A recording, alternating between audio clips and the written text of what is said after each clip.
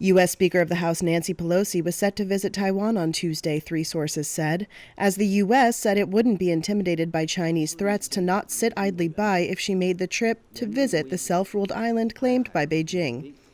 One source told Reuters that the United States had informed some allies about Pelosi's visit to Taiwan. 2 other sources said Pelosi was scheduled to meet a small group of activists who are outspoken about China's human rights record during her stay in Taiwan, possibly on Wednesday. Taiwan's foreign ministry said it had no comment on reports of Pelosi's travel plans. Pelosi's office said on Sunday that she was leading a congressional delegation to the region that would include visits to Singapore, Malaysia, South Korea, and Japan. It did not mention Taiwan. Chinese Foreign Ministry spokesman Zhao Lijian said at a daily briefing on Monday that a Pelosi visit would lead to serious consequences. If U.S. House of Representatives Speaker Pelosi goes to Taiwan, it will be a gross interference in China's internal affairs, seriously undermine China's sovereignty and territorial integrity, wantonly trample on the One China principle, seriously threaten peace and stability in the Taiwan Strait, and seriously damage China-US relations, leading to very serious developments and consequences.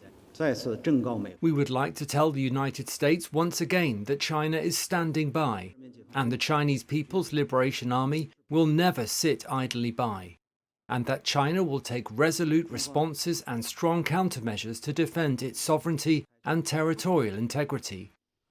Beijing considers Taiwan to be part of its territory and has never renounced using force to bring the island under its control. Taiwan rejects China's sovereignty claims and says only its people can decide the island's future. China views visits by U.S. officials to Taiwan as sending an encouraging signal to the pro-independence camp in the island.